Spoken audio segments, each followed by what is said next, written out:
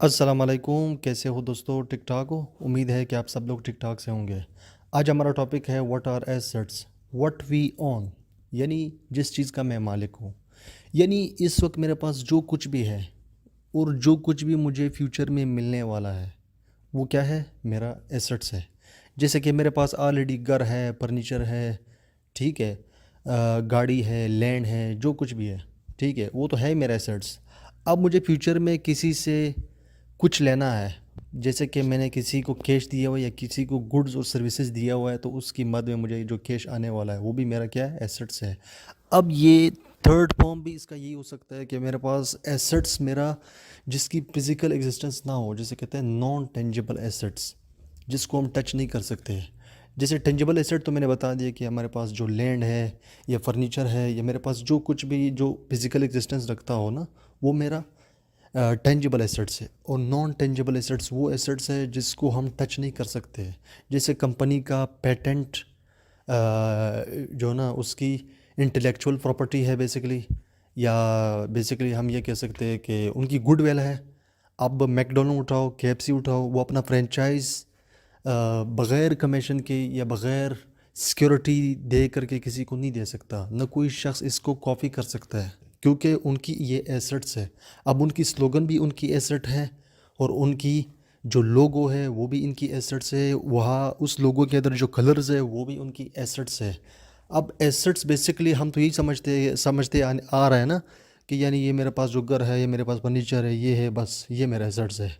मतलब वो सारा कुछ मेरे है जिस पे मैं अथॉरिटी रखता हूँ, जिसकी वैल्यू भी हो, वो बेसिकली है हमारा एसेट्स। और ये बड़े सिंपल वे में मैंने एक्सप्लेन किया ताकि हर स्टूडेंट को ही समझ आ जाए। नेक्स्ट स्लाइड में हम बात करते हैं कि उसके टाइप्स ऑफ एसेट्स क्या है। जैसे कि उसमें हमारे पास करंट एसेट्स है, फिक्स एसेट्स है, tangible assets, intangible assets, operating assets और नॉन ऑपरेटिंग एसेट्स।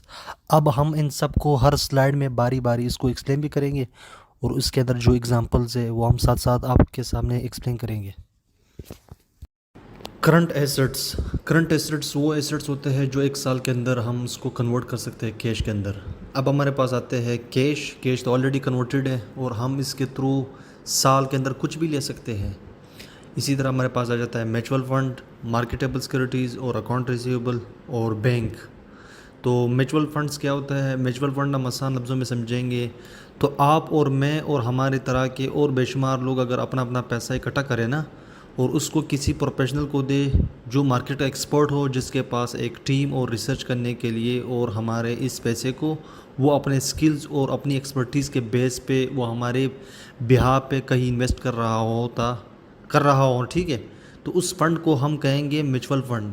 इसी तरह मार्केटेबल सिक्योरिटीज़ हमारे पास वो मालियाती असासे हैं जिन्हें अवामी मार्केट में आसानी से ख़रीदा और बेचा जा सकता है, ठीक है। अकाउंट रिसीवेबल जिससे हमने पैसे लेना हो, ठीक है, तो वो साल के अंदर हम किसी से भी पैसे ले सकते हैं, जैसे हमारे कमीशन भी हो सकता है या हमने किसी को उधार दिया हुआ है वो भी ले सकते हैं। मतलब ये एक करंट एसेट को हम शॉर्ट टर्म एसेट्स भी कह सकते हैं, जो एक साल के अंदर हमने इसको फुलफ़िल करना होता है, एक साल के अंदर ये मेच्योर हो जाते हैं। फिक्स एसेट्स को हम लॉन्ग टर्म एसेट भी कह सकते हैं। उनमें हमारे पास आ जाता है building and land, vehicles and machinery. अब हम ये बात करेंगे कि फ़िक्स एसेट होता क्या है। फ़िक्स एसेट्स हमारे पास वो एसेट्स होते हैं जो साल से ज़्यादा उसकी लाइफ टाइम होती है, या साल से ज़्यादा हम उसको जब भी कोई चीज़ हम लेते हैं ना तो उस हमारे माइंड यही होता है कि ये हमारे साथ 5 साल, 4 साल, 3 साल, 8 साल, जितना भी हो ना, उसने हमारे साथ ये टाइम गुजारना होता है। तो वो बेसिकली होता है मेरा एसेट्स।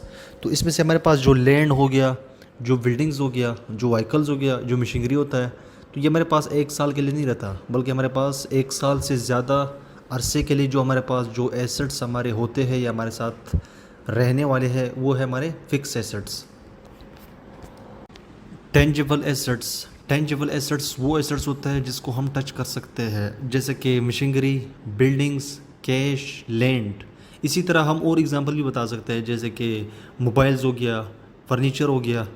ऐसे एग्जांपल सबको हम क्या कह सकते हैं? टेंजिबल एसेट, जिसको हम टच कर सकते हैं। इसके कंपैरिजन में हमारे पास है इनटेंजिबल एसेट्स। इंटेंजिबल एसेट्स वो एसेट्स होते हैं जिसको हम टच नहीं कर सकते बल्कि उसको हम सिर्फ फील कर सकते हैं। जैसे कि हमारे पास है intellectual property, patent, copyrights, goodwill. अब इंटेलेक्चुअल प्रॉपर्टी क्या होता है? इंटेलेक्चुअल प्रॉपर्टी वो प्रॉपर्टी होता है जिसको, जैसे कि मैंने कोई बुक्स बनाया, या जैसे मैंने कोई किसी चीज़ की भी आइडिया दिया, या कोई नया ब्रांड्स मैंने बना लिया। अब उसका जो ब्रांड्स का जो नेम्स है या स्लोगन है या हमारे पास उनका जो लोगोज है, वो कोई शख्स इसको कॉपी नहीं कर सकते। इसी तरह हम बारी बारी इसको डिस्कस करेंगे कि जैसे कि पेटेंट्स हमारा क्या हो सकता है? पेटेंट्स हमारा क्या हो सकता है? पेटेंट्स में हमारे पास आ जाता है कि protect utilities and design innovations. हमारे पास जो कुछ भी इनका जो डिज़ाइन है, जो कुछ भी है, उसको कॉपी नहीं कर सकते। इसी तरह हमारे पास आ जाता है ट्रेडमार्क में हमारे पास जैसे स्लोगन है, नेम्स है, लोगोज़ है, उसकी जो शेप्स है या सर्विसेज इसका हो सकते हैं। और कॉपीराइट में हमने जो बुक्स बनाए हैं या पोएम्स बनाए हुए या कोई भी फ़ोटोज़ या इस तरह कुछ के हमने जो चीज़ें खुद से क्रिएट किए हुए ना, उसको कॉपी कोई शख्स नहीं कर सकते जब तक मैं उनको खुद राइट्स प्रोवाइड ना करूँ। गुडविल, अगर किसी कंपनी की गुडविल बनी हुई है, मतलब पेप्सी जैसे नाम है, कोकोला जो जैसे नाम है, एप्पल है, ठीक है, तो ये जो मखसूस जो ब्रांड्स है ना, उसका नाम अगर कोई शख्स कॉपी करता है तो उनके ऊपर केस भी हो सकता है, क्योंकि ये इलीगल है और ये उनकी इंटेलेक्चुअल प्रॉपर्टी का हिस्सा है उनका। ये हम कोई भी शख्स इस चीज़ को कॉपी नहीं कर सकते।